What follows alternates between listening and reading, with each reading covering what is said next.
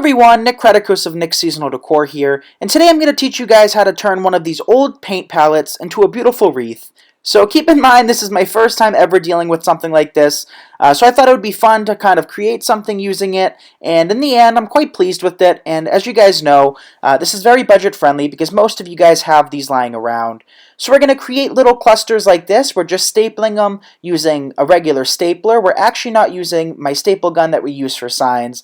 You need just a regular staple, and we're going to do about a third of this booklet. As you can see, there's so many pages on this, and I actually expected it to take a lot more than it actually did. In total, it took about a third, if that, probably less, and we're just going to create the same pieces over and over again, and it's going to take about 35-ish pieces. And now we just have a cheap, inexpensive dollar store poster board, and this is one of the thick, rigid ones, and we're using a crayon to make a circle. This is my first time creating a circle this way, so here I'm just showing you guys that it's just okay. It doesn't have to be exact. So one thing to take note is that this cannot be placed outdoors. This is just paper, and it would not hold up in the elements. So this is for indoor use only. So using just a simple dollop of hot glue will keep this secured and keep it from falling off.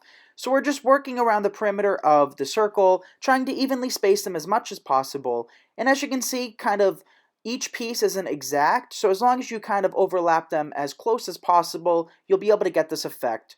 And this is my first time doing this, so I'm sure yours will turn out just as lovely. But what I did make sure to do is I made sure to stack each of the pieces on top of their corresponding colors. That way the colors are uniform, and it kind of creates a blend of the colors rather than a mix match. So as we start working them in towards the middle, we're just continuing adding more pieces, and then once we get to about this part or so, we're going to start breaking them into smaller pieces. So we have a couple pieces left to add, but one thing I do want you guys to know is that we're not creating a sunflower out of this.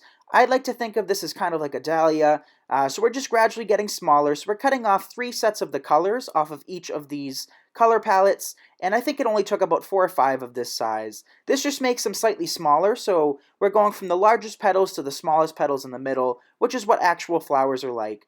So we're just placing those blue ones towards the middle, and then we'll start to cut a few more pieces a little bit smaller than that, only about 3 or 4 colors each.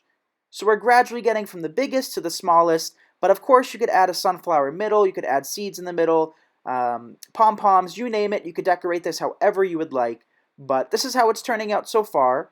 So I'll also provide the link where you guys can purchase a booklet of your own colors through Amazon, so check the description of this video for a materials list.